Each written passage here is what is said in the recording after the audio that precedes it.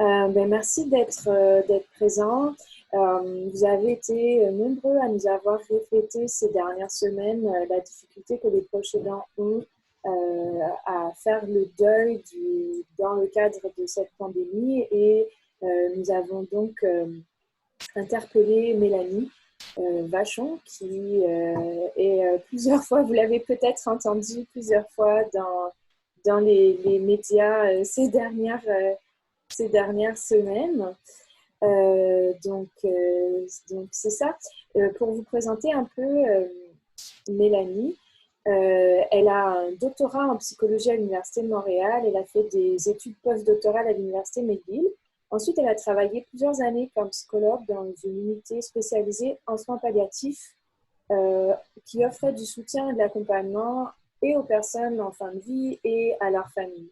Elle a également œuvré en tant que psychologue en pratique privée, où elle a offert des services psychologiques à des patients en fin de vie ou des résidents de CHSLD ainsi qu'à leurs proches aidants, pour dire à quel point on pensait que c'était la bonne personne. Depuis 2010, elle est professeure au département de psychologie de l'UQAM. Elle est également chercheuse pour le Réseau québécois de recherche en soins palliatifs et de fin de vie. Laurent est d'ailleurs membre de ce réseau de recherche.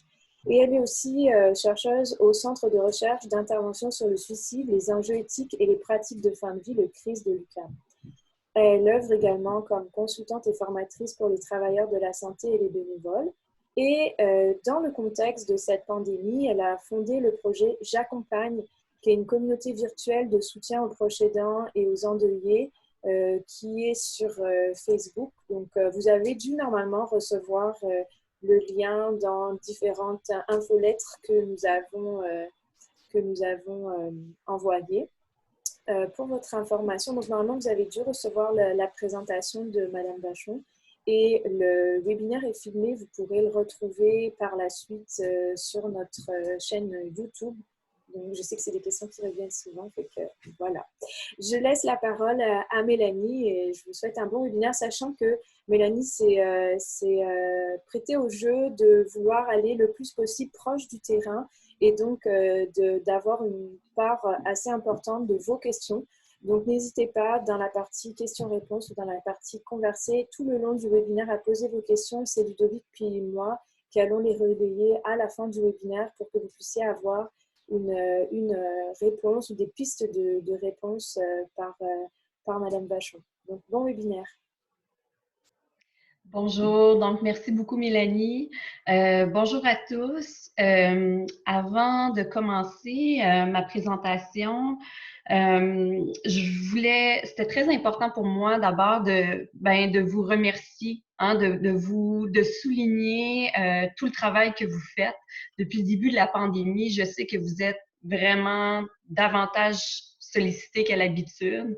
Je sais que les personnes à qui vous apportez du soutien sont en grande détresse, puis que ça peut être confrontant pour vous. Donc, dans ce contexte-là, c'était vraiment important pour moi de souligner à quel point votre aide généreuse et professionnelle est tout à fait précieuse pour les gens que vous aidez, mais aussi pour toute notre communauté, notre société.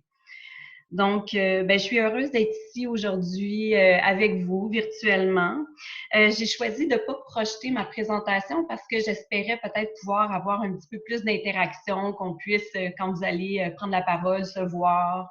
Donc, n'hésitez pas à poser des questions. Même si avec la présentation d'aujourd'hui, j'avais réfléchi à quelques objectifs en tête, mon souhait premier est vraiment de répondre à vos besoins, en fait, de répondre à vos préoccupations, de vous aider là, dans l'excellent travail que vous faites. Donc, n'hésitez pas à poser vos questions. Donc, je vous amène déjà, pour ceux qui ont la présentation en main, donc à la deuxième diapositive qui parle des objectifs du webinaire et du contenu. Donc, l'objectif premier du webinaire, c'est vraiment de trouver une manière de réfléchir ensemble, puis d'échanger autour de la question du deuil pour éventuellement s'outiller, puis mieux accompagner les proches aidants qui sont endeuillés en contexte de pandémie. Donc, grosso modo, pour le contenu, ce qu'on fera, donc, on va faire peut-être une petite mise à jour ensemble des connaissances sur le deuil. Ça fait toujours du bien, des fois, de se rafraîchir un peu les grands points. Si vous avez des questions encore là, n'hésitez pas, on pourra les explorer ensemble. Ensuite de ça, de manière inévitable, je pense qu'on n'aura pas le choix. On va aborder les spécificités du deuil dans le contexte de pandémie. Hein, on sait que le contexte de confinement, etc., a été particulièrement difficile pour les proches aidants puis les endeuillés. Donc, on va en parler ensemble des éléments là, spécifiques qui sont les plus difficiles. Ensuite de ça, mais on va regarder quelles sont les modalités de soutien hein, qui s'offrent aux endeuillés en contexte de pandémie.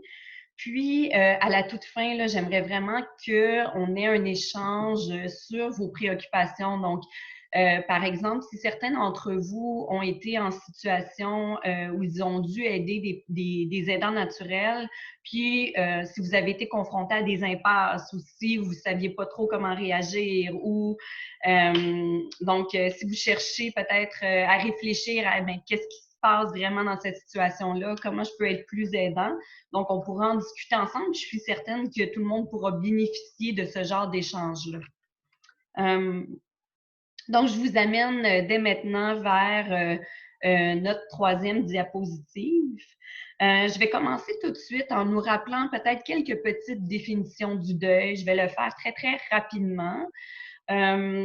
Donc, la plupart d'entre vous êtes probablement au fait qu'en général, on distingue deux formes de deuil.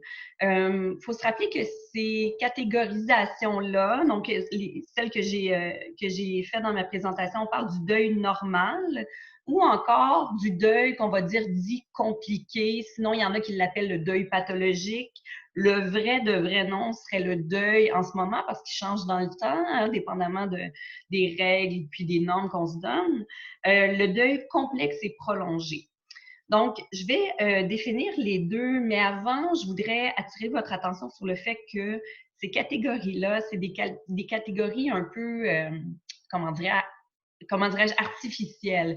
C'est-à-dire qu'il n'y a pas un moment précis où on peut déterminer que le deuil n'est plus normal et que là, il est compliqué. Il faut plutôt le voir comme un continuum d'une certaine façon. Puis l'intérêt quand même de voir ça comme ça en deux catégories, mais c'est surtout de se dire, est-ce que certaines personnes sont plus à risque que leur deuil soit plus difficile? Donc, je définis dès maintenant le deuil dit, entre guillemets, normal. Donc, le deuil normal, ça englobe une multitude de réactions émotionnelles, donc la tristesse, le chagrin, la détresse, cognitive, un sentiment de désorganisation, de désorientation, comportementale, une grande fatigue, un désir d'éviter peut-être certains endroits ou certains objets qui nous rappellent la personne. Et physique, donc on peut parler parfois même de sentiments de confusion, d'insomnie, donc à la suite d'une perte importante. Donc la perte qui nous concerne ici, bien c'est la perte d'un être cher, bien entendu. Il faut savoir que le deuil, toutes ces réactions-là sont des réactions tout à fait normales de deuil. Le deuil prend du temps. Hein?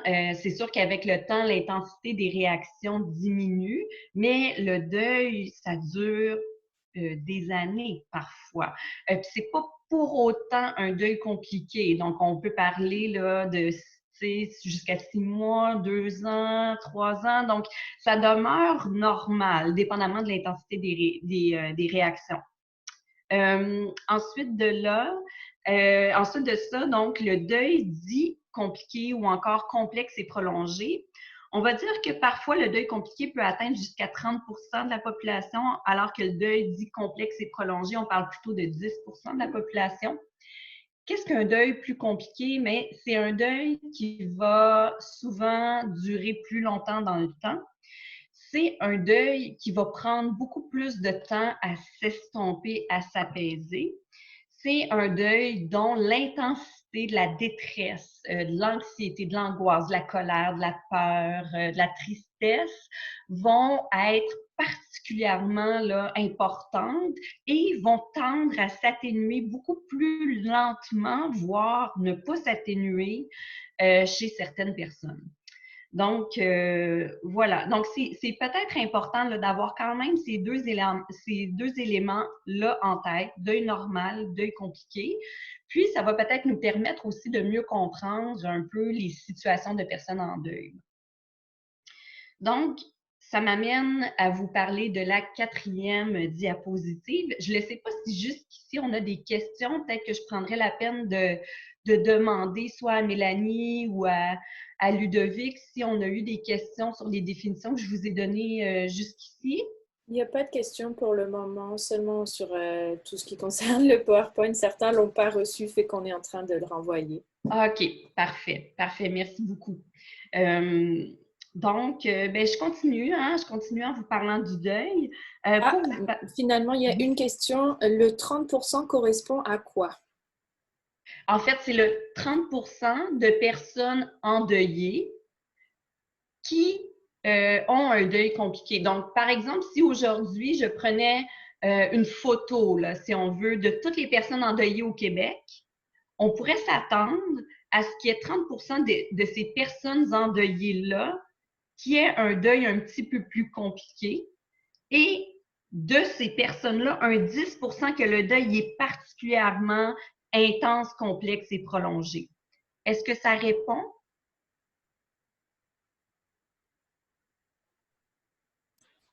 Quel pourcentage de deuil normal? Bien, veut pas, c'est 70% dans le fond. 70%, donc, puis 30% un petit peu plus compliqué, 10% complexe et prolongé, là, sur 100% de la population.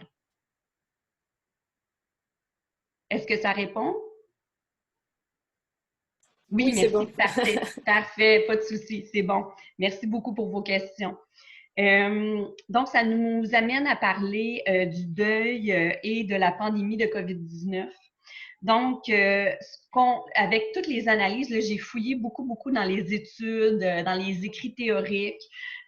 Puis, ce qu'on se rend compte, c'est que avec le contexte de pandémie, il y a un certain nombre de facteurs qui sont mis en place qui pourraient contribuer à des deuils dits compliqués.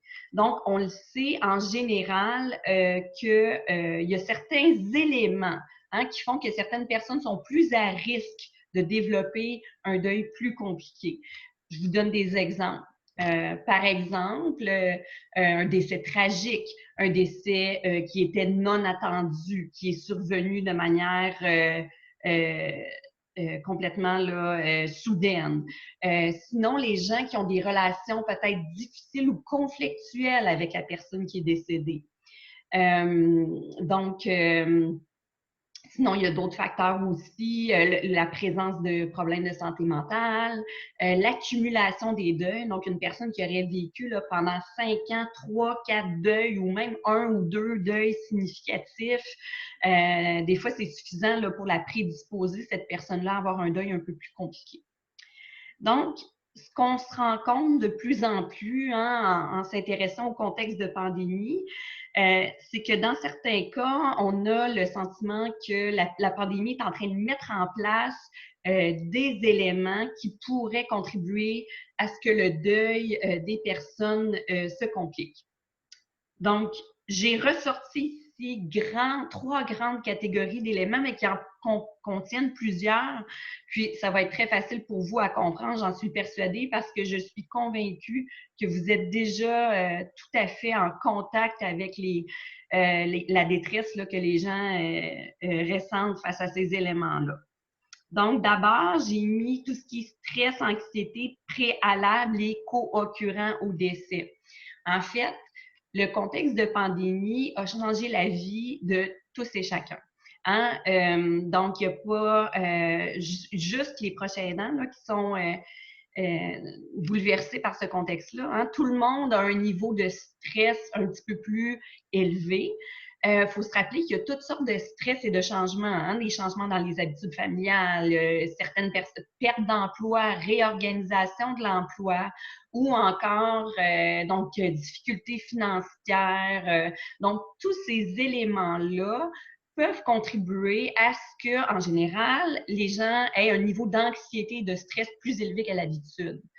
C'est d'autant plus vrai pour les personnes qui sont proches aidants.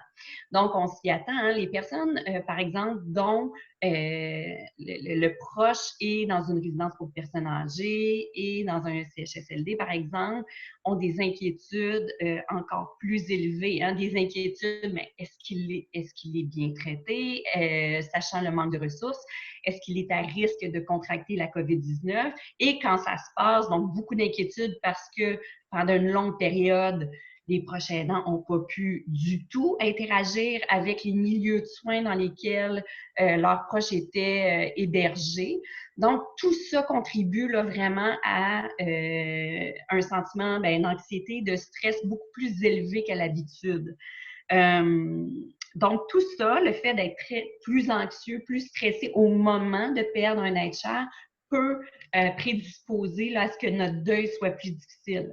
Autre chose, je vais le présenter un petit peu plus loin dans ma présentation, mais une des choses qui souvent va aider les gens à traverser le deuil, c'est que tranquillement, doucement, quand ils sont prêts, ils peuvent reprendre certaines de leurs activités, surtout les activités plaisantes, hein, les choses qui leur faisaient du bien avant, une espèce de retour à la routine quotidienne ou à la vie normale. Ça fait partie, disons, de la progression souhaitable du deuil pour éventuellement se remettre hein, de cette détresse-là. Toutefois, on sait que pendant le contexte de la pandémie, ça n'a pas été possible de retrouver une routine quotidienne comme avant. Hein. Au contraire, on était constamment plongé dans cette espèce de nouveau monde dans lequel on vit depuis maintenant là, plus de 2 mois. En plus de ça, le contexte ambiant, hein, le contexte quotidien, tend à rappeler aux endeuillés leurs pertes constamment parce que chaque jour, on annonce des nouveaux décès. Chaque jour, on entend des histoires très, très difficiles à entendre sur le sort des personnes hébergées, sur le sort des personnes âgées, etc. Donc, tout ça peut vraiment contribuer à créer encore là des facteurs de stress qui amplifient le deuil plutôt que nous permettre de l'apaiser. Donc ça serait comme la première famille de facteurs qui pourraient prédisposer, hein, c'est des hypothèses, les gens à développer un deuil compliqué. Est-ce que sur ce facteur-là, il y aurait des questions? En fait, il y a une question, c'est lorsque les personnes ont beaucoup de temps pour se préparer au deuil, exemple la fin de vie d'un cancer, pourquoi est-il si difficile pour certaines personnes de faire ce deuil et comment pourrait-on aider pour ce faire? Je crois que nous parlons trop peu de la mort comme faisant partie de la vie. Oui, tout à fait. C'est très intéressant comme question. Je dirais qu'il y a 2 éléments de réponse. C'est sûr que notre rapport social à la mort et aussi au deuil est pas, bon, est très particulier, très, très particulier. Puis, oui, il faudrait, je pense, là, il y a toutes sortes de mouvements à la fois théoriques, mais aussi axés sur l'intervention qui visent disons, à réhabiliter la mort dans nos vies, à lui redonner une place dans nos vies, à essayer de réapprendre à vivre avec la mort pour avoir une vie riche de sens, hein, une vie plus proche de nos priorités, de nos valeurs, etc. Donc, je vous dirais que tout ce travail-là, il est à faire à un niveau plus social, culturel même. Sinon, comment accompagner quelqu'un qui, malgré tout, hein, vit un deuil très, très difficile parce que, et pourquoi, je pense que la question c'était pourquoi, malgré le temps de préparation, ben, on a beaucoup de détresse suite à la perte d'un être cher. Vous savez, le temps de préparation peut aider à se préparer au deuil, mais il y a une centaine, sinon pas des milliers d'autres facteurs qui peuvent faire en sorte que le deuil est particulièrement difficile à vivre. Je vous dirais que ça dépend beaucoup, bon, comment s'est passé cet accompagnement-là, de quelle relation on parle, est-ce qu'il y avait des fragilités avant, quel est le contexte de vie dans lequel l'endeuillé revient, quelle est la nature du soutien qu'il reçoit de ses proches, à quel point sa vie elle est complètement chamboulée par le deuil de cette personne-là. Est-ce qu'il y a des regrets dans la relation? Est-ce qu'il y a de la culpabilité? Est-ce qu'il y a de la colère? Donc, il y a tellement de facteurs à prendre en considération. Puis, je pense comment aider donc la personne. Je vous dirais dans un premier temps, il faut écouter. Parce que il faut écouter ce qui est difficile pour cette personne-là. Le deuil est tellement unique, c'est incroyable. Il y a autant de deuil que d'individus. Donc, l'expérience propre du deuil à chacun, elle est, c'est ça, tout à fait unique. Puis la seule façon de pouvoir vraiment bien accompagner quelqu'un dans son deuil, c'est d'écouter très, très attentivement, mais qu'est-ce qui est de particulier dans cette relation-là, dans ce deuil-là? Puis ça, peut-être que ça peut être une piste. Il faut aussi savoir que les personnes endeuillées ont besoin de se raconter. Pas tout le monde, là, faut pas faire des généralités, mais en général, elles ont besoin de se raconter, de raconter leur histoire de la perte, leur histoire de la préparation à la perte aussi, ou pas, nous raconter leur histoire de qui était la personne. Donc, il y a une grande valeur à une écoute particulièrement attentive et sensible au récit de deuil dans l'accompagnement. Je ne sais pas si ça répond bien à la question qui a été posée.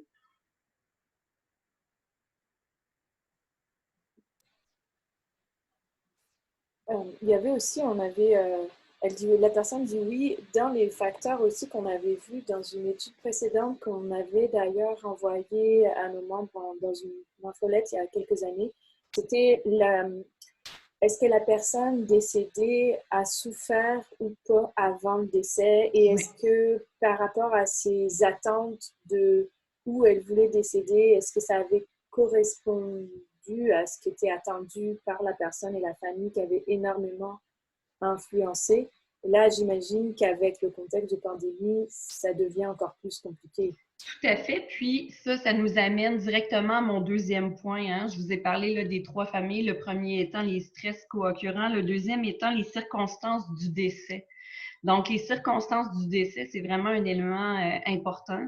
Ce qu'on se rend compte beaucoup avec la pandémie, c'est non seulement il y a un manque de préparation, hein, parce que les décès sont soudains, mais il y a aussi une impossibilité d'accompagner. Bon, peut-être que c'est de moins en moins vrai parce que il y a quand même là, un assouplissement des mesures, mais la plupart là, des proches aidants ou des personnes endeuillées de la COVID-19 n'ont pas pu se rendre au chevet de la personne qui était en fin de vie, n'ont pas pu l'accompagner et surtout, de manière encore plus importante, n'ont pas pu leur offrir l'accompagnement puis les circonstances de décès qu'ils auraient voulu pouvoir leur offrir. Donc ça, c'est certain là, que ça a une certaine influence, même une influence importante sur le parcours de deuil.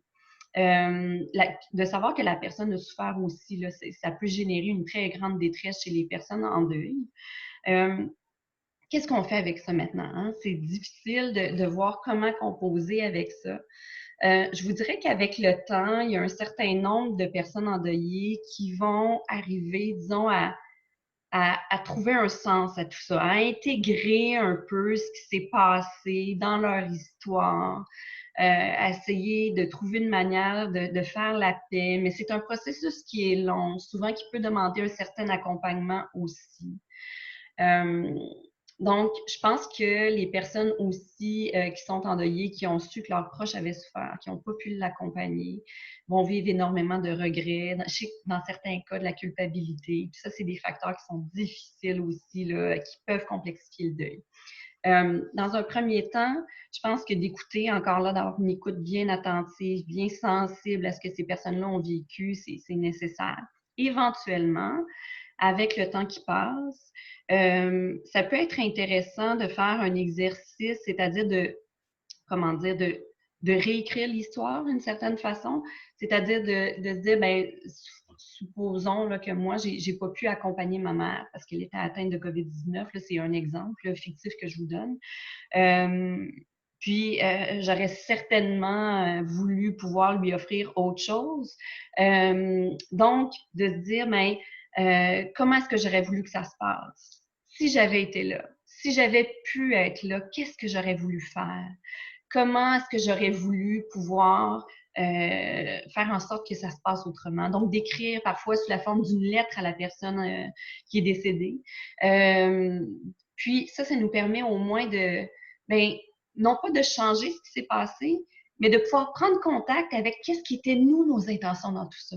Qu'est-ce qui était nous, nos valeurs? Qu'est-ce qui était nous, notre expérience de ce qu'on aurait voulu que soit l'accompagnement puis le décès de cette personne-là? Donc, ça peut nous permettre de faire un petit bout de chemin pour éventuellement aussi essayer de traverser cette épreuve-là là, difficile nécessairement. Donc, je ne sais pas si ça répond bien. Je pense que oui, il y a une question aussi spécifique à est-ce que la distanciation physique, elle a un impact sur le deuil, le fait de ne pas pouvoir toucher les gens, se prendre dans les bras, comment ça agit et comment on peut pallier cette distanciation-là? Oui, donc c'est une autre excellente question en fait. La réponse serait oui. Ceci dit, jusqu'ici, il n'y a pas de recherches qui ont été faites là-dessus, mais ce qu'on sait par contre, c'est que la qualité du soutien qu'on a une influence là, sur le parcours de deuil.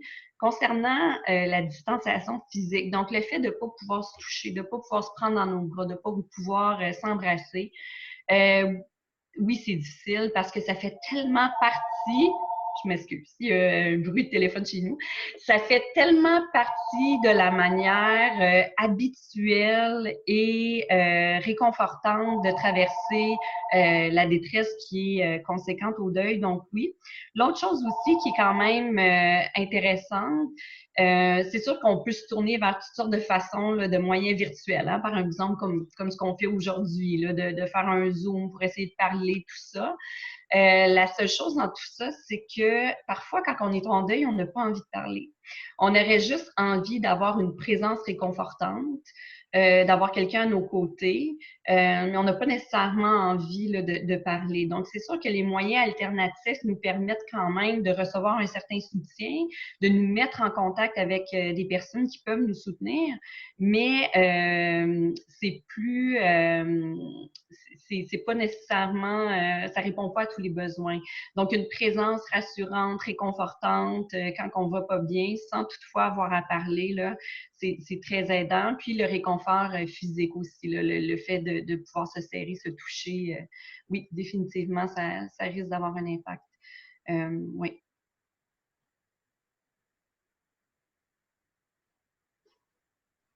Donc, je ne sais pas si ça répond bien, puis s'il y avait d'autres questions. Il y avait un témoignage justement d'une intervenante qui suit une proche aidante qui souffre beaucoup de l'absence de soutien familial.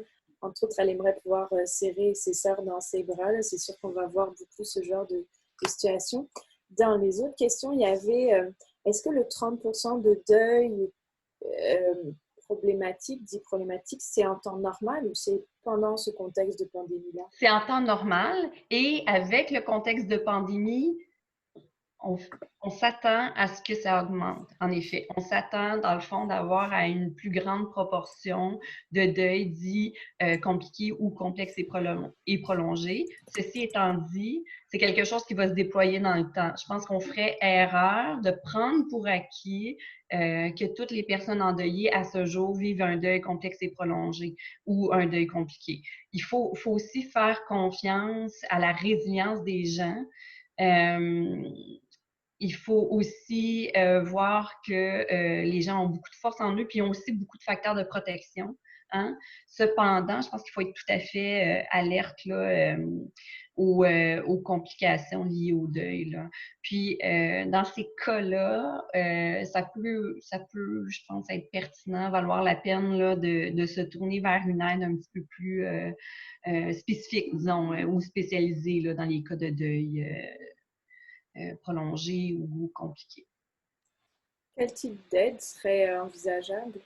Pardon? Quand vous parlez d'une aide spécifique, c'est quel type d'aide? Ben c'est sûr, moi bon, je suis psychologue, donc puis j'ai vu énormément de personnes en deuil dans ma pratique, donc ce serait un petit peu mon réflexe là, de vous orienter vers des gens, en fait, des psychologues ou des psychothérapeutes. Là. L'Ordre des psychologues du Québec maintenant permet là, quand même à plusieurs intervenants de d'autres disciplines là, de faire de la psychothérapie.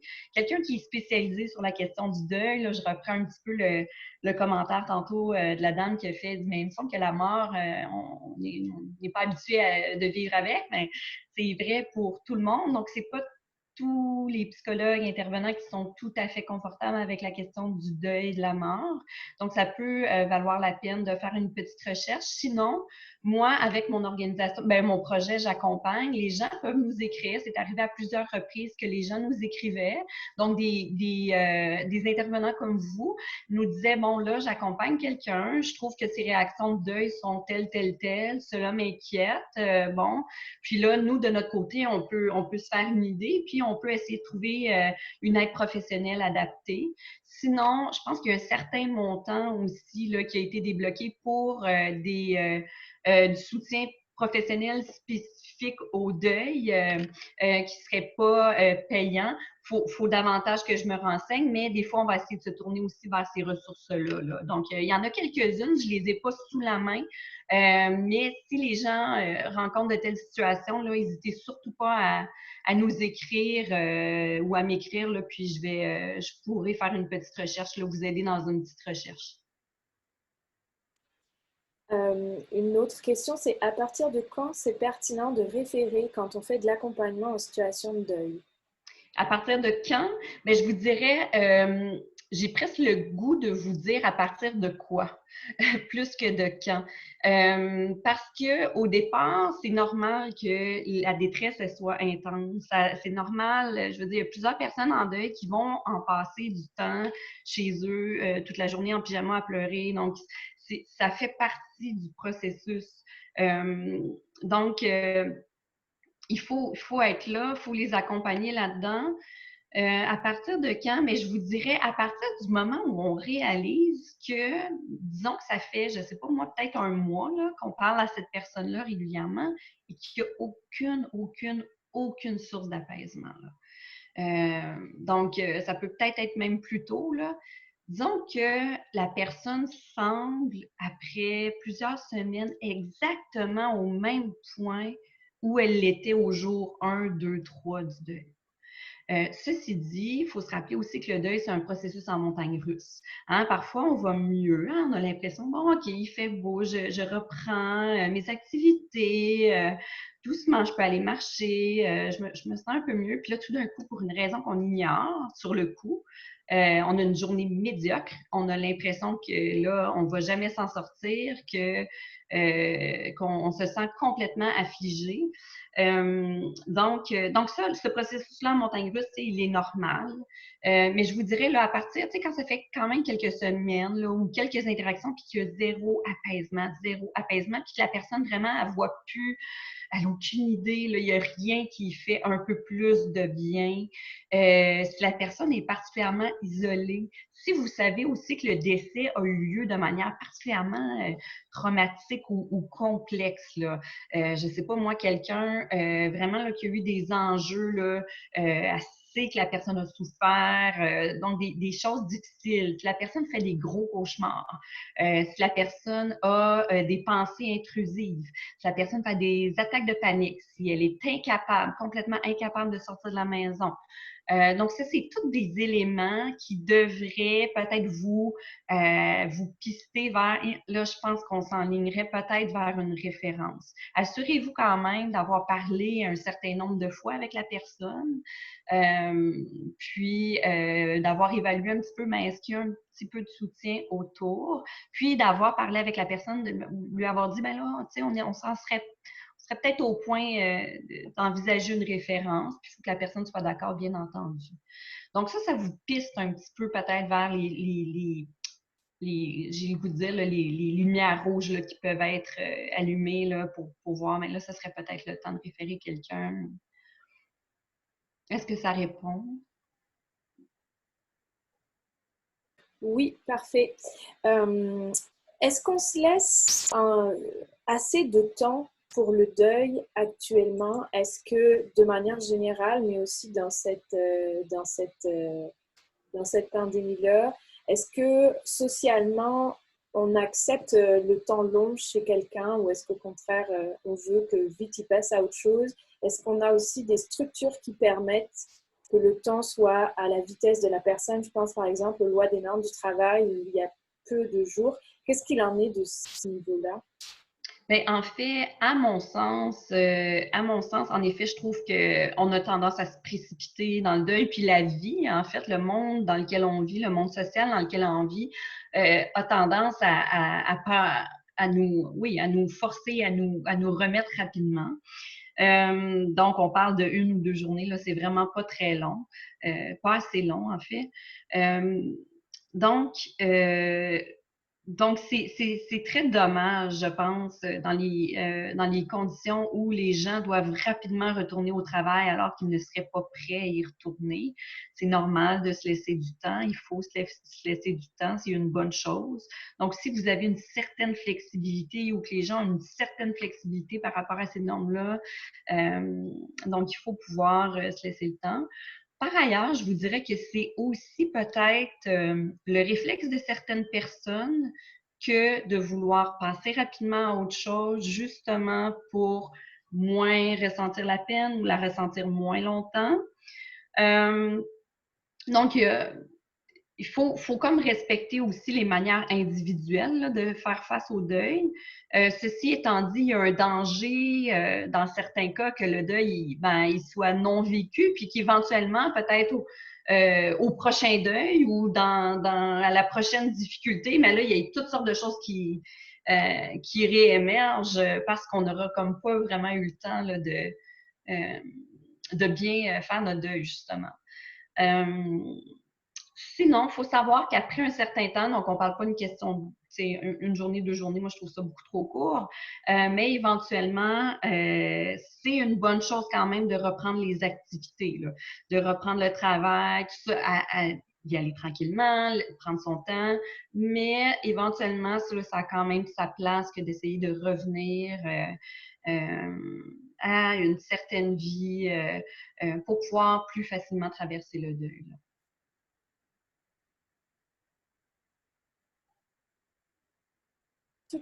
Pour rester sur le sujet de la pandémie, est-ce que le fait qu'il y ait beaucoup de chroniqueurs ou de journalistes qui nous parlent de à quel point on va pouvoir retirer des choses positives de ce moment-là, alors qu'à côté, il y a des gens qui meurent, est-ce que ça vient complexifier le deuil pour ces personnes-là et comment on peut les accompagner là-dedans par leur disant d'éteindre leur télé, là? Ben, vous savez, est-ce que ça va complexifier le deuil? Je serais pas d'avis que ça. Je pense que si quelqu'un vit un deuil complexe, c'est qu'il y a eu énormément d'autres facteurs. Ceci étant dit, on cherche beaucoup à retirer du bon de la situation actuelle parce que la situation est très difficile. Puis, ça fait partie, je pense, de la nature humaine dans la crise d'essayer de puiser le maximum de leçons de trouver un sens d'une certaine façon, de construire quelque chose avec lequel on peut continuer à cheminer. Donc, je pense que cette tendance-là, elle est saine. Elle est saine. Donc, et il faut, d'une certaine façon, l'encourager. Ceci étant dit, quand on est en deuil, on n'en est pas là. Hein? On n'est pas prêt. Par contre, ça fait aussi partie du processus de deuil, un peu plus tard, de commencer à retirer certaines choses, pas tant du deuil, mais de réfléchir à qu'est-ce que je garde, moi, de ma mère? Comment elle a influencé ma vie? Qu'est-ce que je garde de positif de mon contact avec elle, de mon lien avec elle? Comment son départ peut peut-être me permettre de puiser en moi la force nécessaire de traverser l'épreuve? Donc, ce processus-là de recherche de sens, si on veut, il y a sa place dans le deuil. Ce que je dirais aux personnes qui sont très, très en détresse actuellement, c'est que c'est correct que ça vous irrite de voir des gens chercher le positif. Je comprends. Puis je comprends que ça amplifie votre détresse, puis je comprends que vous n'en êtes pas là du tout. Puis, j'ai le goût de vous dire, mais pour l'instant, c'est correct que vous ne vous mettiez pas en contact avec ce genre de réflexion-là si vous n'en êtes pas là et si ça ne vous fait pas de bien. Donc, c'est correct. Il y a des moments pour le deuil où on a besoin d'être uniquement dans sa peine et dans sa perte et accepter ces moments-là. Malgré tout, on sait que la vie continue pour d'autres personnes qui vivent pas les mêmes choses que nous. Donc, exposez-vous pas à ça si vous en êtes, si ça vous fait du mal.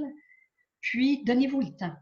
Donnez-vous le temps de vivre votre peine, donnez-vous le temps de vivre ce que vous avez à vivre et éventuellement, les choses tranquillement vont s'améliorer. Puis là, faites confiance que vous aussi, éventuellement, dans certains temps, vous serez prêt à réfléchir à tout ça d'une autre manière, mais pas maintenant, si c'est pas là que vous êtes. Merci. Une personne est née de 80 ans qui a eu, il y a donc très longtemps, un enfant mort-né qui a été très difficile pour elle. La pandémie la ramène à ce deuil. Est-ce qu'il peut être qualifié de deuil complexe? Je vous dirais, si la personne elle a réussi à fonctionner toute sa vie sans problème majeur de santé mentale, je le qualifierais pas, je veux dire, automatiquement de complexe. Ceci dit, il se passe quelque chose de très, très, très important pour cette personne-là. Visiblement, dans le fond, ce qu'on se rend compte, c'est que ce deuil-là de l'enfant mort-né, souvent on va l'appeler un deuil non ratifié, hein, parce que c'est comme si ben, l'enfant, il n'était pas encore une personne, mais il était une personne pour la mère qui l'a porté, bien entendu. Donc, dans ce temps-là, c'est probablement qu'elle n'a pas eu la place, la légitimité et la reconnaissance sociale qui étaient nécessaires pour vivre son deuil. Donc, probablement qu'on s'est attendu à ce qu'elle passe à autre chose très rapidement ou qu'elle, peut-être, se disait, mais je dois passer à autre chose parce que dans le fond, ben, j'ai pas vraiment eu le temps d'avoir une vie partagée avec cet enfant-là. Donc, ce qu'on voit, c'est qu'il y a eu moi j'appelle ça des nœuds, là. C'est comme si des nœuds se sont tissés au moment où il y a eu ce deuil-là de l'enfant mort-né. Puis probablement que la personne, elle a été capable peut-être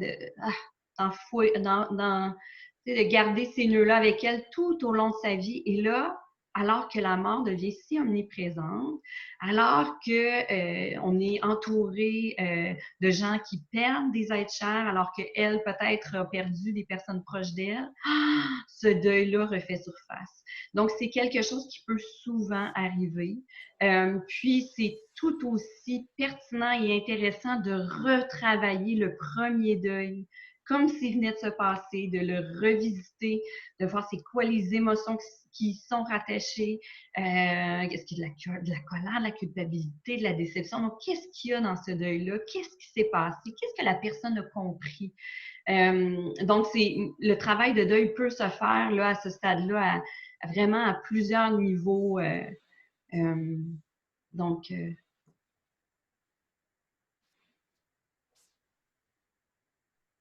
Parfait, merci. Est-ce que, Mélanie, vous préférez continuer le je peux contenu très et on bien. repasse les autres questions plus à la fin? Tout à fait. Tout à fait. Puis de toute façon, vous allez voir que le contenu est très, très en lien avec tout ce qu'on s'est dit. Donc, ça va seulement consolider. Donc, j'en étais dans les trois grandes familles, hein, des éléments qui risquent de faire en sorte que le deuil des personnes qui ont perdu un être cher dans le contexte de la COVID-19 va peut-être se complexifier. Donc, le troisième point, c'était tout ce qui entoure justement l'impossibilité de commémorer. Hein, l'impossibilité de se retrouver, de faire des funérailles, de faire des rituels. Donc, on sait que les rituels sont très, très, très importants dans le processus d'intégration du décès de quelqu'un pour plein de raisons. Donc, premièrement, le fait de commémorer, ben, c'est un peu de se retrouver autour du défunt, puis de manière très, très concrète aussi de voir, de symboliser, hein, soit la tombe, soit les cendres, mais de donner une nouvelle forme, un nouveau visuel à notre réalité.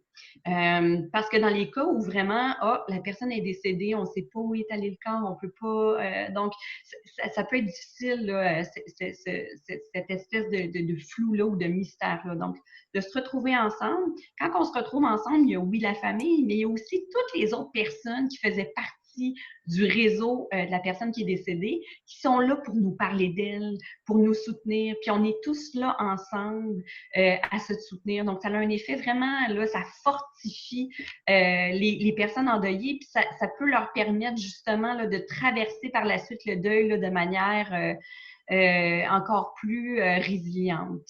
Puis, ben, le fait de faire des rituels, normalement, ça nous permet d'entamer le processus de recherche de sens, hein? De commencer à symboliser, à se représenter la perte de l'autre. Sans funérailles, sans cérémonie, sans possibilité de se rassembler, tout ça devient un peu confus dans notre tête. Puis, tout ça aussi fait en sorte que socialement, le deuil demeure très, très, très, très intime, mais socialement, culturellement, mais on n'est pas en contact avec notre processus de deuil. Donc, ça aussi, là, ça peut avoir un impact. Ça m'amène à vous parler maintenant de la 5e diapositive. Donc, je voulais peut-être qu'on réfléchisse aussi au deuil, pas tant dans cette définition, mais plutôt dans le deuil comme processus. Je l'ai dit plus tôt, le deuil, c'est quelque chose qui prend du temps, nécessairement. Est-ce que c'est un processus en étapes? Ça, c'est une bonne question, hein. Il y a plusieurs livres, là, Réussir son deuil en 5 étapes. Donc, le deuil, c'est pas un processus en étapes. Malgré ce qu'on peut en penser, c'est beaucoup plus complexe que ça. C'est un mythe que de penser que tous les individus en deuil vont passer par les mêmes phases dans une période de temps donnée. Donc, c'est pas réaliste de penser ça. Donc, moi, j'ai tendance à vous suggérer qu'on se distingue un peu, qu'on délaisse les modèles en étapes pour plutôt le voir différemment, le deuil. Le voir comme un processus parfois en montagne russe, comme un chemin houleux, comme un processus qui prend du temps, mais aussi comme un processus qui est individuel à chacun, qui dépend de leurs circonstances de vie, du lien qu'ils avaient avec la personne décédée, des circonstances de décès, des stress qu'ils ont dans leur vie, de leur histoire passée. Donc, il faut vraiment aborder le deuil de cette manière-là, complètement unique à chacun. J'ai eu le goût de vous présenter 2 petits modèles qui, à mon sens, permettent de comprendre le deuil autrement qu'un processus en étapes, mais de manière justement plus complexe et plus nuancée. Donc, je vous amène à la diapositive 6, qui est le modèle d'oscillation, hein? Donc, on parle du deuil comme étant un mouvement d'oscillation, de danse, si on veut, qui, au fil du temps, se modifie. Donc, je vais vous demander, pour ceux qui l'ont, de prendre la figure, puis de vous concentrer pour l'instant exclusivement à ce qui se trouve à l'intérieur donc de la grosse sphère.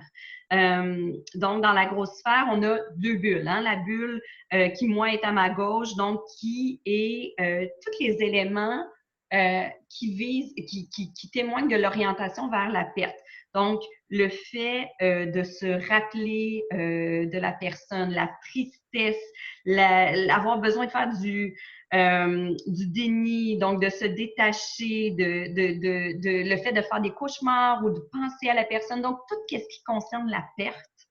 Et le cercle de droite, on appelle ça orientation à la récupération, qui est tous les éléments de la vie quotidienne qui continue d'être là, la vie continue, la partie, hein, je vous dirais, où la vie continue. Et en fait, ce qu'il faut comprendre, c'est que la personne se promène constamment, donc elle oscille entre la perte, entre la vie qui continue, entre sa peine, entre sa capacité d'entrevoir un espoir par rapport à ce qui s'en vient. Entre la nécessité complexité de se faire à l'idée que la personne est plus là et la possibilité peut-être je sais pas moi, de reprendre ou d'alimenter d'autres relations dans sa vie. Donc, c'est vraiment là, un processus d'oscillation. On se promène entre les deux. Donc, je vais maintenant vous amener un petit peu à l'extérieur de ce modèle-là. En dessous, vous verrez là qu'on parle de deuil chronique versus de deuil absent ou inhibé. À gauche, le deuil chronique, ce serait, par exemple, les personnes qui, au lieu d'osciller de manière fluide entre les deux bulles, restent pris à gauche, restent un peu pris dans leur deuil, si on veut. Dans certains cas, on pourra dire que c'est associé là, à un deuil qui peut être complexe ou compliqué. Un deuil chronique, hein? Des personnes qui sont plus capables de réinvestir le reste de leur vie, qui sont vraiment, vraiment, vraiment arrêtées dans leur deuil.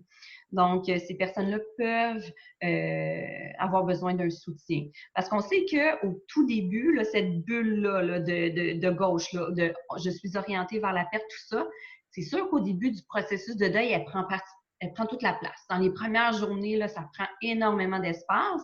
C'est vraiment au fil du temps qu'on arrive à aller visiter l'autre aspect puis à se promener.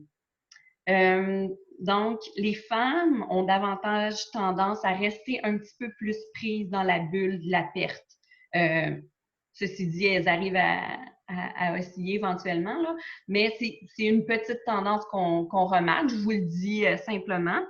Sinon, à droite, ben, deuil absent ou inhibé, mais les gens qui, le lendemain matin, vont travailler, font comme si de rien n'était, des gens qui vont dire « j'ai jamais été capable de pleurer, j'en ai jamais parlé ». Donc, le lendemain, j'ai une de mes patientes, je me rappelle, elle me disait « ben, mon père est décédé », puis le soir même, ou quelques heures plus tard, j'étais assise avec mes 4 amis, on s'est fait venir du Saint-Hubert, puis on parlait d'autres choses.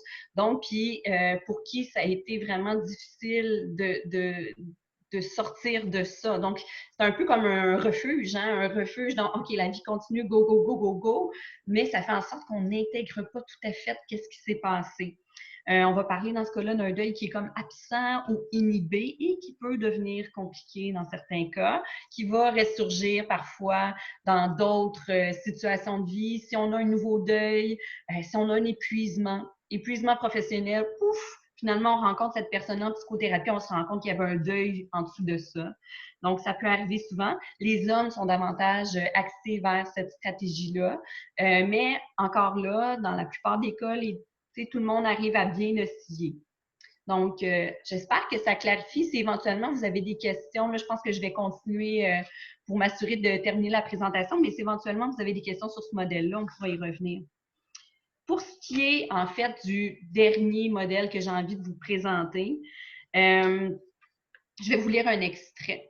Je pense que je vais commencer par vous lire l'extrait. Moi, c'est un extrait qui a été publié dans les médias par Dominique Champagne, qui a perdu sa mère dans le contexte de la COVID-19.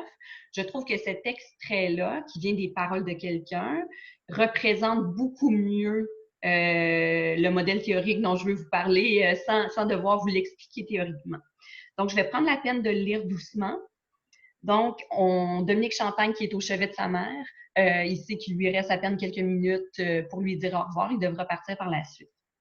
Il nous dit « Je serre doucement sa main et, dans un sourire qui a les larmes aux yeux, je finis par lui dire que je suis là et que je l'aime. Et que je suis plein de son amour, de cet amour débordant qu'elle a toujours eu pour moi, que je me suis tellement sentie aimée, qu'elle a eu une vie si remplie de cet amour, de tous ses amours, qu'elle peut être fière de ça, d'avoir tant aimé toute sa vie si généreusement, et d'avoir tant aimé, et d'avoir tant été aimée, qu'elle peut partir en paix, que ces amours-là vont continuer de vivre et qu'elle peut larguer les amarres pour rejoindre l'amour de sa vie. » Ce qui est magnifique dans cet extrait-là, c'est que ça nous enseigne que différentes choses. Un, le décès de quelqu'un, c'est la perte de la personne physique, c'est pas la perte de l'amour. Vous pouvez continuer, on peut continuer d'aimer la personne même après son décès. Et si cette personne-là est morte en nous aimant, ça détruit pas le lien d'amour. Donc, puis c'est vraiment, au fil du temps, l'amour partagé, l'attachement qui nous permet de traverser le deuil, puis qui nous permet aussi de transformer notre relation à l'autre. Donc, la personne n'est plus une personne physique à qui je peux parler au téléphone, avec qui je peux aller faire des courses ou peu importe, mais la personne est à l'intérieur de moi d'une certaine façon. La personne existe dans mes souvenirs, dans mon expérience, puis dans ce que j'ai puisé dans notre relation, dans ce qu'elle m'apportait de bon, notamment son amour. Donc, ça résume très, très rapidement. Là, je vois le temps, malheureusement, qui file déjà. Donc, écoutez, pour ce qui est la dernière diapositive sur comment intervenir, on en a déjà quand même beaucoup parlé ensemble. Donc, je pense que ce que je préférerais, c'est peut-être prendre quelques questions hein, pour la suite. Parfait, merci. Dans les questions, est-ce que vous auriez des exemples de rituels possibles en contexte de pandémie? Oui, ça dépend. Est-ce qu'on parle de rituels de commémoration, si on veut? Oui, comme des genres de funérailles, là, pour le moment. Oui, OK. Mais c'est sûr que écrire et lire. Donc, je pense que ce qui est important dans ces rituels-là, c'est qu'ils soient partagés. Hein, qu'ils soient partagés. C'est sûr qu'ils peuvent être faits seuls, mais ça n'a pas tout à fait la même portée. Donc, écrire un texte comme on pourrait le lire aux funérailles, le lire à des proches, faire un montage photo qu'on pourra partager avec certaines personnes. Donc, si certaines personnes ont, ça dépend, là, donc les cendres à la maison, il peut y avoir un rituel fait avec les cendres si ça a sa place. Donc, ça peut faire partie là, des éléments. Je connais plusieurs personnes où il y a des salons funéraires là, qui organisent des funérailles virtuelles. Ça peut être une façon de faire. Puis en fait, moi, j'ai beaucoup de personnes endeuillées qui ont fait cette expérience-là, soit des funérailles organisées par un salon funéraire ou encore en ligne, ou encore juste une réunion en ligne où est-ce que chacun a pris la parole pour parler de la personne décédée, partager des images, fait une minute de silence, partager des poèmes, partager de la musique. Et à date, même si c'est pas pareil, moi j'ai eu d'excellents commentaires. Donc les gens qui m'en ont parlé ont vraiment vécu ces moments-là comme étant soutenables.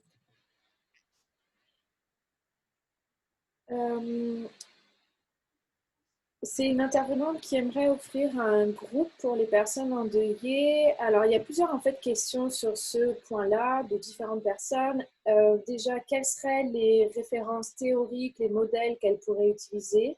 Et d'autres personnes demandaient si vous aviez des suggestions de thèmes ou d'exercices qui pourraient être intégrés dans le cadre de groupes structurés pour les personnes endeuillées. J'ai manqué le début de votre question parce que ça a comme gelé pour une raison que j'ignore. Donc, on cherche des exercices, des rituels, des façons d'intervenir auprès des endeuillés. Dans le cadre de groupes structurés, ainsi que des références théoriques ou des modèles que les intervenants pourraient utiliser pour mettre en place ces groupes-là. Ben, en fait, OK. Des modèles théoriques pour mettre en place les groupes. Est-ce qu'on cherche des modèles théoriques sur le deuil? Je pense que c'est spécifique au deuil, oui. OK.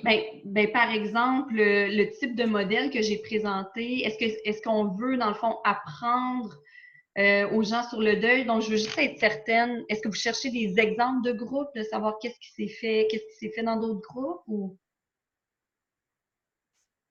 On va lui laisser le temps de répondre à la question, mais si déjà vous pourriez nous dire des types d'exercices, parce que c'est une question d'une autre personne aussi sur le groupe, des types d'exercices possibles, des thèmes spécifiques qui pourraient être abordés dans le cadre d'un groupe structuré. Puis Madame Clavet va des pistes de travail de groupe qu'elle souhaiterait. Mais, oui, je vous dirais qu'une des choses vraiment vraiment importante à faire, c'est de laisser l'espace de se raconter.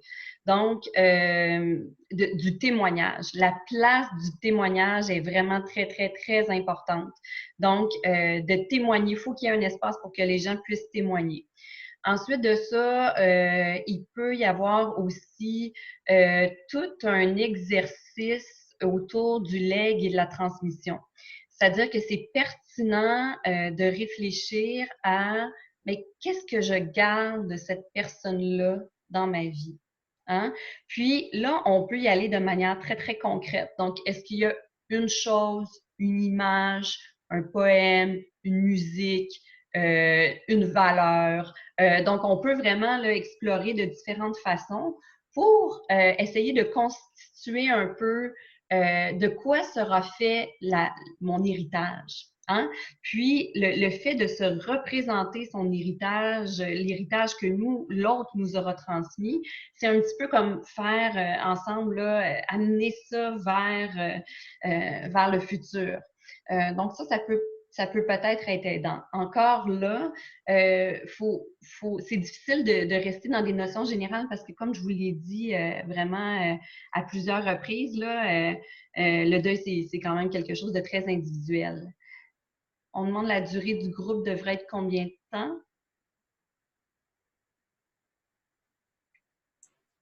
Oui, il y a cette question-là. Je ne sais pas si vous avez des suggestions. Je pense que Ben, nous aussi, on a commencé à faire des partages de pratiques avec des gens qui ont déjà mis en place certaines choses et on pourrait en faire un spécifique à des groupes de deuil. Mais si vous avez des suggestions sur le temps que devrait ben, durer ce en type de fait, là, groupe, ce moi, serait… la question que je me pose, c'est qu'on parle de groupe en ligne. Pour le moment, oui. On n'a pas le droit OK. de vrais groupes. OK, OK. Donc, si on parle de groupe en ligne, moi, je pense que c'est nécessaire que chaque personne, là, je pense que là, on peut, tu sais, je dirais gros maximum 1 heure, là, ça, c'est le gros maximum en ligne. Je dirais que si là, je pourrais arriver avec toute une série de recommandations sur comment mettre en place un groupe en ligne, mais ce qui est super important, c'est que d'abord, chaque personne soit rencontrée en ligne nécessairement individuellement pour qu'on comprenne un peu qu'est-ce que cette personne-là, c'est vraiment pas tout le monde qui va être bien dans un groupe, qui peut avoir un effet positif dans le groupe. Des fois, la personne est pas rendue à l'étape du groupe dans son deuil.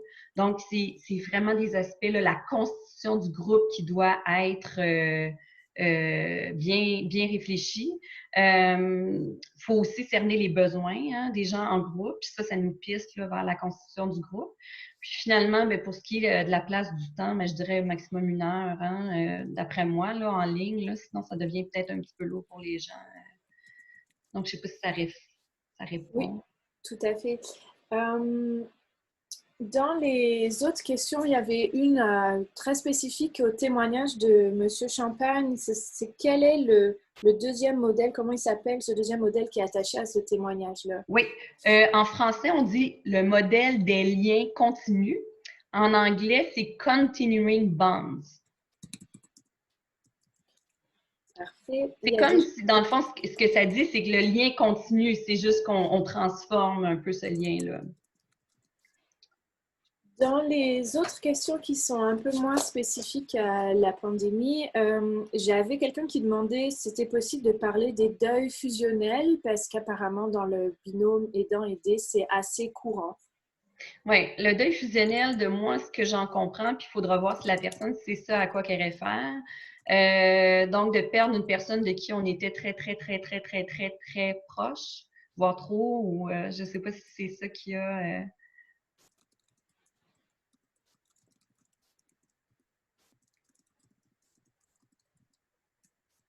Je ne sais pas si la personne est encore là, malheureusement. C'est un peu dur à savoir. Je suis certaine que je comprends bien la question.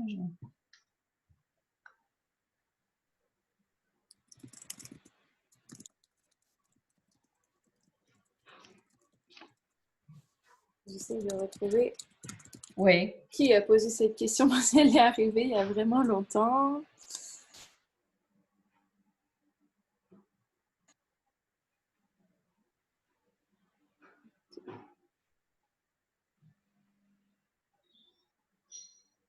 Bon, sinon, on va juste passer à une autre question pour Oui. l'instant, mais Moi, par oui, contre, ce que j'aimerais, c'est que si cette personne-là veut m'écrire, elle pourrait le faire à j'accompagne COVID-19 @gmail.com. ok, Puis, en fait, c'est bon pour tout le monde, là. Vous pouvez me réenvoyer vos questions par courriel. Euh, OK, je pense que la personne répond. C'était un lien fusionnel avant. Je pense que je pourrais répondre de manière générale. Là. C'est sûr que si les deux personnes étaient tout le temps ensemble et qu'il y avait peu de soutien autour, oui, c'est beaucoup plus difficile parce que la personne, son monde quotidien vient complètement être chamboulé par le fait que sa moitié décède. Ceci étant dit, si la personne qui a posé la question aimerait me présenter la situation peut-être un petit peu plus en détail. Donc, je l'invite là à me contacter. parfait. J'ai plusieurs personnes qui disent qu'ils ont suivi la formation de la fondation, maintenant Fondation c'est Montbourquette. Montbourquette, voilà, puis que ça peut être intéressant aussi comme outil. Dans les questions, j'ai comment on agit, on intervient auprès suite à un deuil lié à un suicide, parce que il y a aussi déjà parce que ça arrive et puis qu'on en a besoin en temps normal, mais il y a aussi des personnes qui ne pouvant plus supporter le confinement ont mis fin à leur jour et les familles restent avec cette situation-là. Oui, là, ça donne lieu, bien entendu, là, à des expériences de deuil très, très, très complexes. Donc, dans ces cas-là, on le sait hein, que le deuil par suicide, c'est vraiment un deuil beaucoup plus compliqué et assez unique là, par rapport aux autres deuils. Donc, on écoute, on écoute la personne se raconter qu'est-ce qui s'est passé. Il y a peut-être des images même traumatiques là, de découverte de corps ou des choses comme ça. Il faut vraiment, vraiment être très, très, très à l'écoute de tout ce que la personne a à dire par rapport à ce deuil-là, d'une part. D'autre part, il faut voir quelles émotions sont rattachées à ce deuil-là. Quelles émotions? Donc, est-ce qu'il y a de la colère? Est-ce qu'il y a des regrets? Est-ce qu'il y a de la culpabilité? S'il y a beaucoup, beaucoup, beaucoup de culpabilité, faut vraiment y prêter attention. C'est vraiment des enjeux, là, une grande culpabilité comme ça dans un cas de suicide. C'est peut-être le genre de cas où moi, j'aurais tendance à référer à votre place. À moins que la personne semble pas particulièrement rongée, mais plutôt dans sa tristesse. Je vous dirais, en fait, là, ça dépend vraiment de la nature du vécu parce que autant le deuil par suicide, c'est particulier, mais c'est vraiment pas tout le monde qui le vit de la même façon. On était qui par rapport à cette personne-là? Est-ce qu'on avait on avait le sentiment d'avoir un pouvoir par rapport à son bien-être ou pas? Donc, je m'excuse, hein, c'est difficile de trouver des réponses qui puissent éclairer tout le monde. Mais encore là, moi, je me rends tout à fait disponible si vous avez des cas en tête là, qui vous préoccupent particulièrement, vous tournez vers nous, là, on va se faire plaisir de même s'asseoir avec vous, vous parler, réfléchir aux situations particulières rencontrées par la personne, puis voir c'est quoi la meilleure façon de l'aider. Merci beaucoup. Dans les autres ressources, il y a des intervenants qui ont fait la formation pour l'accompagnement sur le deuil donnée par Louise Racine au Centre de relations d'aide de Montréal, puis qui ont été très satisfaits. Mm-hmm. Je voulais aussi vous dire qu'il y a beaucoup de gens qui trouvent que c'est très clair et très contents de ce que vous leur apportez aujourd'hui. Ah, ben, Euh, tant mieux, merci. Quand est-ce qu'on peut considérer qu'une personne est rendue à l'étape d'aller dans un groupe pour endeuiller? Oui, je vous dirais à l'étape où elle est en mesure de raconter son expérience sans être 100% dominée par ses émotions, je vous dirais. Donc, elle est capable de quand même avoir un récit. Je vous dirais, faut qu'elle ait l'intérêt, hein? Faut qu'elle sente l'intérêt de partager son expérience parce que c'est vraiment ça le point, la pertinence d'un groupe. Faut qu'elle ait une capacité aussi à s'intéresser à l'expérience des autres. Il faut qu'elle soit rendue là dans son deuil, hein, parce que certaines personnes au début dans le deuil là, peuvent même pas s'imaginer qu'ils pourrait comme, tu sais, puis c'est normal au début, là, l'expérience des autres, là, c'est beaucoup trop intense à considérer alors qu'on a, nous, notre propre peine. C'est vraiment avec le temps qu'on arrive à se dire, OK, ouais, non, il y a un partage pertinent à faire. Je vous dirais, faites peut-être attention à certaines émotions. S'il y a des gens qui sont beaucoup, beaucoup, beaucoup, presque uniquement dans la colère, par rapport à leur deuil, colère, dirigée, peu importe, hein, contre la personne décédée, contre les soins de santé. Mais si la personne est vraiment là, juste là-dedans, là, c'est peut-être pas l'idéal pour un groupe. Parce que c'est quand même particulier la colère, puis des fois ça nécessite d'être un petit peu travaillé là, avant qu'on puisse passer à une autre émotion, plus de tristesse. Là. Donc c'est sûr que moi, tu sais, je pense qu'il faut apprendre à connaître chaque personne avant de les mettre dans un groupe ou voir, c'est ça, peut-être prendre avec attention, essayer de vérifier dans quel type d'émotion ils sont. Puis après ça, là, procéder peut-être quelques semaines après la perte au moins. Puis peut-être que je rajouterais, il n'est jamais trop tard pour faire un deuil. Il n'est jamais trop tard pour se pencher sur notre deuil. Si la personne, ça fait 1 an qu'elle est en deuil, puis là, elle sent un besoin, est rendue à l'étape, ça fait 2 ans, rendue à l'étape de partager, c'est parfait. C'est parfait. Donc, si elle est encore bien en contact avec son deuil, là, c'est sûr qu'elle ne sera pas nécessairement à la même place que tout le monde, mais faut pas se dire on a perdu notre fenêtre, puis non, c'est pas vrai, c'est pas vrai. Là, c'est toujours, toujours, toujours pertinent. Puis c'est comme les commémorations, c'est toujours pertinent de le faire. Toujours, toujours, toujours. Merci beaucoup. Je voulais juste préciser qu'il reste à peu près 10 minutes, donc c'est le temps pour vos dernières questions. Quelqu'un nous dit que les centres de crise peuvent aussi offrir des soutiens aux proches, donc dans les cas de suicide. Donc, ça Oui, peut être une oui. ressource pertinente en fonction du centre de crise de votre région. On nous demande si vous avez des suggestions de lecture sur le groupe de deuil. OK, je vais essayer d'en trouver en français. J'en ai quelques-unes, mais elles sont pas très intéressantes à partager, j'ai le goût de dire. Mais je vais faire en sorte de constituer des ressources en français est-ce qu'on cherche plus des lectures, dans le fond, sur comment mettre en place un groupe de deuil? Est-ce que c'est ça? Je pense que ce serait plus ça. Oui, c'est ça. Oui, OK, parfait. Donc, je vais vérifier de mon côté et je vais envoyer la référence soit à Mélanie, soit à Ludovic pour que ça soit partagé à tout le monde. Là. En anglais En aussi, anglais en aussi? fait, oui, tout à Parfait. fait. On a plusieurs groupes qui gèrent des groupes anglophones, des proches aidants anglophones ou des groupes qui sont exclusivement anglophones même. Parfait. Parfait. Est-ce que vous pourriez répéter aussi l'adresse pour rejoindre C'est quoi J'accompagne Covid? Oui, c'est ça. Est-ce que vous voulez que je l'écrive? Oui, vous pouvez l'écrire. Ça Puis nous serait aussi, on va le probablement relayer par l'infolettre.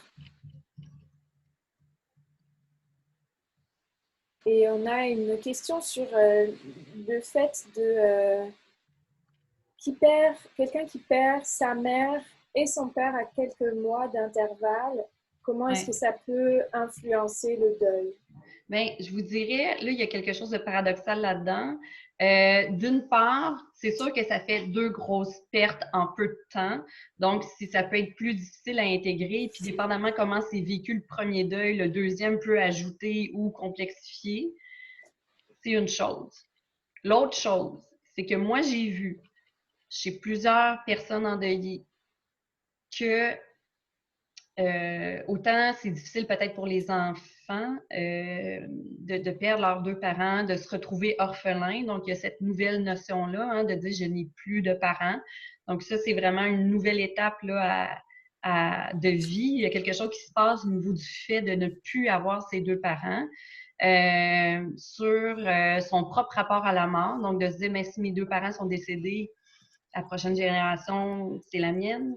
Donc ça peut être aussi très angoissant. Ceci dit, chez certaines personnes, il y avait presque un effet rassurant dans la recherche de sens de se dire, ils sont maintenant ensemble.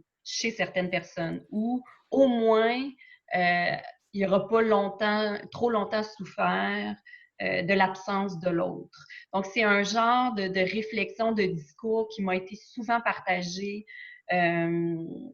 par des personnes endeuillées qui avaient perdu leurs deux parents. Ceci dit, c'est pas tout le monde qui vit ça du tout comme ça. Donc, il faut être c'est pas une idée qu'on peut essayer d'amener à quelqu'un. Ah, mais ils sont ensemble maintenant, donc la personne, elle va pas bien réagir. Il faut que ça vienne d'elle. Mais il y a comme peut-être cette espèce d'espoir-là là, chez certains là, que ça peut avoir un effet rassurant dans la signification de toutes ces pertes-là.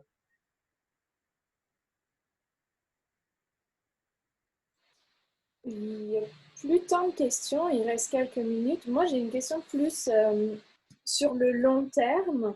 Oui. Deux questions en fait. La première, c'est pendant combien de temps on pourrait voir émerger une recrudescence de difficultés liées à ces deuils spécifiques de pandémie? Est-ce qu'il y a le risque que vraiment d'ici un an, ça ressorte pour X, Y raison? Et la deuxième question, c'est vous, en tant que chercheur, est-ce qu'il y a déjà des projets de recherche qui se mettent en place pour mieux documenter tout ce qui se passe actuellement? Oui. Donc, oui, ben, je vais répondre tout de suite à votre deuxième question. Avec mon projet J'accompagne, je suis en train de faire une recherche sur l'expérience du deuil en contexte de pandémie de COVID-19. Donc, on recrute des participants. Moi, j'ai reçu beaucoup de témoignages. On fonctionne comme ça là, par visioconférence. J'ai parlé à plusieurs personnes endeuillées qui ont perdu leurs proches dans le contexte de la COVID-19. Puis, à partir de ces témoignages-là, j'analyse, dans le fond, les éléments dans le deuil qui nous permettent de comprendre un peu qu'est-ce qui se passe pour eux, qu'est-ce qui est difficile, qu'est-ce qui a pu, par contre, être facilitant. Donc, j'ai un projet de recherche en cours. À ma connaissance actuelle, c'est le seul. Là. Je ne suis pas tombée sur d'autres projets, d'une part. Donc, d'autre part, pour le temps, au moins une année. Au moins une année. Où est-ce qu'on risque de voir là, davantage de deuil complexe. Ça peut être plus long parce que vous savez, il y a toutes ces questions de deuil en différé, avec le fait que les funérailles sont différées, tout ça. Donc, vous savez, le deuil, parfois ça travaille en sourdine. Donc, mais je vous dirais de manière plus massive, là, je pense que la fenêtre d'une année, peut-être même 2 ans, parce que là, il y a des gens qui continuent de décéder de la COVID-19, puis c'est pas dans tous les cas où, même si on a assoupli les mesures de visite là, pour les proches aidants, il y a encore beaucoup d'endroits où c'est très compliqué là, d'accompagner comme on voudrait la personne qui est en fin de vie. Donc, moi, je dis au moins un an. Au moins un an, si c'est pas plus.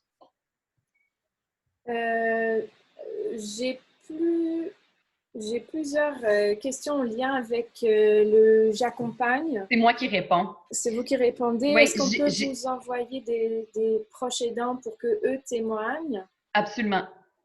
Absolument. Est-ce que vous offrez un accompagnement ou est-ce que c'est juste vous utilisez le témoignage dans le cadre de la recherche? On est à l'étape de constituer un groupe de soutien. Moi, j'essaie pour l'instant, je réussis à répondre à tout le monde. Ça se pourrait, là, tu sais, si jamais ça explose à un point où j'arrive plus à répondre à tout le monde, j'ai quand même, je veux juste dire aux gens, donc en termes de réponse là, par rapport aux préoccupations du deuil, tout ça, c'est moi qui parle aux gens. J'ai une coordonnatrice des fois parce qu'on se fait demander là, de l'information des fois très, très concrète. Elle m'aide avec ces demandes-là. Puis sinon, j'ai une de mes collègues qui est aussi psychologue spécialisée. Elle a été formée à la même place que moi en accompagnement des personnes en fin de vie. Donc, des fois, ça arrive qu'on discute ensemble de certaines situations pour deux têtes valent mieux qu'une. Donc, puis elle m'aide aussi dans le projet de recherche. J'ai quelqu'un qui demandait des suggestions de lecture sur le modèle d'oscillation, fait que ça, on pourra éventuellement les transférer par après. Ce que j'ai en ce moment, c'est vraiment un article scientifique, là, un article de recherche. Est-ce que c'est la personne est à l'aise avec ça? En fait, ce que vous pouvez faire aussi, vous pouvez nous l'envoyer, nous, on le vulgarise et on l'envoie à tous. Okay. Bon, mais dans ce cas-là, dans ce cas-là, je vais vous envoyer un certain nombre de choses intéressantes que vous pourrez vulgariser. Parfait. Si on vous réfère des proches aidants dans le cadre de J'accompagne COVID, est-ce que c'est payant? C'est Comment pas ça se payant. passe? Non, non, non, non, non, non. Le but, c'est vraiment que ça demeure gratuit. Oui. OK. Euh, il y a, il y a beaucoup de questions. Quelle est la manière de s'y prendre pour parler de votre projet à quelqu'un si le deuil est survenu il y a moins d'un mois seulement et que c'est passé dans le contexte d'un COVID de CHSLD? Comment on présente le J'accompagne COVID? Vous voulez dire, est-ce qu'on présente, on veut que la personne... Se tourne vers vous, comment est-ce oui, qu'on lui présente ça dans le fond? oui. Euh, Est-ce que, ben, en fait, est-ce que la personne aurait un intérêt pour participer à la recherche? Je pense que c'est ça. Mais en fait, moi, il y a certaines personnes, les personnes qui m'ont contacté, je peux peut-être vous dire, jusqu'ici, c'est vraiment les personnes qui m'ont contacté, qui m'ont dit, moi, j'ai perdu mon être cher là, dans le contexte de la COVID-19, puis j'ai besoin que mon histoire serve à quelque chose.